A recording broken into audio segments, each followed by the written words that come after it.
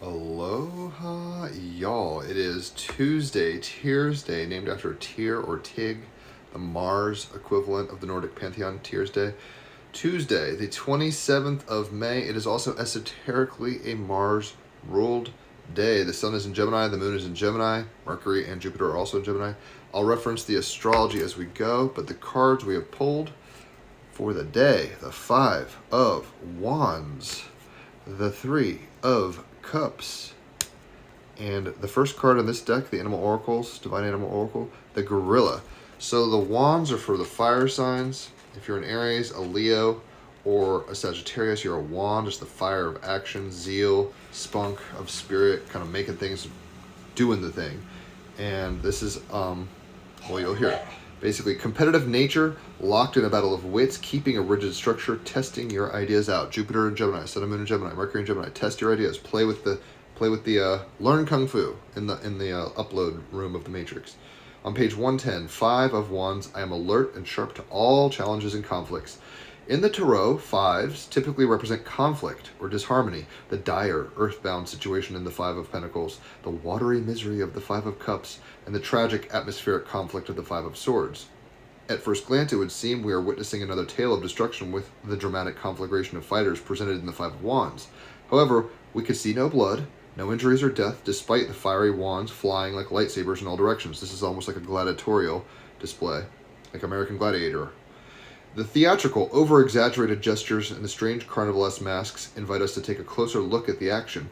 Tremendous leaps, kicks and punches, wands thrown as light javelins demonstrate immense physical prowess, athleticism, and skill. Mars and Leo trining Venus and Aries. Even celebratory, a display of potential lethality. Ritualized enactments of conflict, mainly between young men, exist in many cultures around the world. For example, on the island of Lombok in Indonesia, armed with long rattan sticks and rectangular light wooden shields, the fighters attack each other under the watchful eye of a referee, accompanied by the metallic timbre of traditional gamelan music. Using a multitude of elaborate gesticulations, often theatrical and comical, they lash out at their opponents with wide-eyed ferocity, right? Venus and Aries, they want to fight. Mars and Leo, I am here, check me out, I'm roaring. But it's a game. Jupiter and Gemini, Sun and Moon and Gemini, Mercury and Gemini, they're not going to actually kill each other. As well as his historic association and popularity at ceremonies, the stick fight named Parasaiyan also served to ask God for rain for the imminent season of planting. The empowering an ancient belief that the more blood was spilled, the more the rain would follow. The use of ritualized forms of antagonistic behavior or tests of strength allows for the integration of our natural aggression. Chiron and Aries, we have impulses that are aggressive and deadly. How do we play with those without killing each other? That's what sports are. It's like ritualized war that doesn't kill anybody. We are introduced to some of the harsh realities of life, the battle and struggle for limited resources, or the fierce competition for procreation. Moreover, Mother Nature is appeased by the bloodshed and restitution for man's dishonor, disrespect, and neglect of her. Balance is restored. The gift of blood, thanking her for the bounteous generosity in supporting the villager's life. So too the animal kingdom, the strutting, the striking, and biting and flashing of ridiculously grand plumes, horns, claws, allows the battle of dominance to take place as a staged display. Unlike humans, actual physical fighting to the blood within the same species is rare because the evolutionary cost is simply too high. The bark is worse than their bite. They don't want to kill their tribe.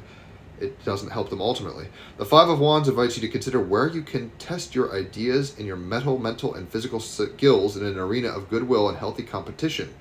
The ultra-competitive technologically advanced world we live in also requires we test and hone our skills before venturing into the real-world business ventures or situations where the risk of losing is potentially costly. Morpheus fighting Neo in the Matrix doing kung fu. Is that air you're breathing? Like, that's a playful kind of fight. They're not actually fighting Agent Smiths yet, where they could die. It is vital to first test our skills in the simulation environment that allows us to learn, grow, and perfect the game. Sync. This is simulation, the Matrix. This is an integral part of problem solving, remaining calm and being adaptive in volatile and unpredictable markets and niches. There is great power in ritual, in acknowledging the fragile balance of life and so honoring your own life and those of your future sparring partners, your competitors, who will make you stronger, right? Competitive nature, locked in a battle of wits, keeping a rigid structure, testing your ideas out. And the clarifying card is the Three of Cups. So if you're a water sign, if you're a Cancer, Scorpio, or a Pisces, you're a cup. The magic and the flow of emotions. I have a ginger Irish girl coming on my podcast today. So that's a sync for me. And we talked about cats on yesterday's podcast, esoteric, nature of cats. But this is the alchemy, the brew, right, of all these kind of energies coming into heat and action, right? The Three of Cups. I'm here to be celebrated on page 146. The Three of Cups, connecting with the energy of shared celebration, raising your vibrations with others, enjoying the moment with friends, a satisfying communion. So the idea, I think, is that, whoops, dropped the booklet, but whatever, I'm done with it. We can fight and have fun, right? Well, Flora's lava, and I'm Captain Hook, and you're Peter Pan. Let's fight and play. But we can do it in a way that's not deadly, in a way that actually raises our vibrations and our awareness with friends. It's like the Olympics. We're all going to compete. We're all going to try to kick ass and do our best as individuals against each other in a spirit of togetherness and advancement of energy, like raising vibrations, what the Olympics is all about. The last card we've got is the first card, the gorilla of this, and it's about peace. So, with all this air energy, Gemini energy, Sun, Moon, Mercury, Jupiter, but we also have a lot of fire. Saturn conjunct Neptune in Aries, Mars in Leo, trining Venus in Aries, and Chiron in Aries. We've got to keep our cool. We can be warriors. He has a spirit, but we don't have to kill everything that moves, kind of thing. So peace on page 12. To seek or negotiate for peace is a position of strength, not weakness. Choose peace rather than war. Strong leaders lead by example. The greatest kind of strength involves restraint. Don't judge a book by its cover.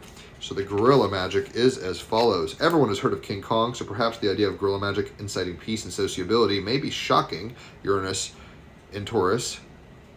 We know that huge physical strength of gorillas, yet this power is used with incredible restraint. When you need to exercise the same restraint or you need to be a peacemaker in a situation, call on the guerrilla magic to assist. She's been on the podcast. David DeAngelis has been on the podcast. He made this book. Like I said, we've got all sorts of 313 episodes as of today. I'll post it in the comments. Check out yesterday's episode. Check out today's episode. But we're here to fuck around and find out with our friends that we've forgotten our friends, cops and robbers. We're all on the playground of life. We're having fun. We're having a blast. We're alchemizing. It takes heat and pressure and tension and elements that are varied to create a beautiful concoction of soup for the witch, the bitch's brew. But one day we're going to rise above the game and the chessboard of life and look out and say, wow, what a game, right? And if we can keep that equanimity about us during the game, like if we know that the Olympics matter and competition matters, but we're not going to actually gouge the eyes out of our competitor or hate ourselves if we lose, right? If we can keep fun about it, then we win. We're the blessed are the peacemakers, right? That doesn't mean don't have a sword, right? So if you've enjoyed this, tag somebody, share it, whatever's clever, 5-star stuff here, so you know that they'll benefit from it if you have yourself. Holler for readings. It's $150 for 3 hours of astrology. It's $50 for an hour of cards. If it's your birthday, it's half off, either or both astrology and cards. So that's a great deal. And if you refer somebody to me, you get half off on cards. So why not do that, right? If you like what you're seeing, share it, be a part of the magic, and enjoy the ride with me, because I can help be your little Merlin too, you King Arthur, you. So, or I'm your Rafiki and your Simba, or however you want to put that, right? I'm your Robin Williams, and you're the Dead Poets Society, or whatever. So, yeah, check out the Team Rabbit Hole podcast. Yesterday was great. We had an herbalist who's starting a nonprofit come on. She's cool as heck. She's going to Puerto Rico soon to do that. She's in Miami area. I'll post that in the comments. And today is with Shanine. She is a Northern Irish woman, a ginger, a redhead, who is about breath work, right? How do we keep our peace amidst the battlefield of life while all having high vibrations? She'll tell us a thing or two about that. She's cool. I've been trying to get her on for years, so it really is a celebration. And on her description of the podcast for her people, she said it's a battle of the wits between a Gemini and her, a Sagittarius, opposite sides of the zodiac. Who is the most entertaining? We're having a battle of the wits, but it's all in good fun because we're trying to be the change. We're trying to be the peacemakers in this crazy world that we find ourselves in. Anyway, enjoy your Tears Day, Mars ruled day, and yeah, check out the links. I'll catch you on the flip side. Adios.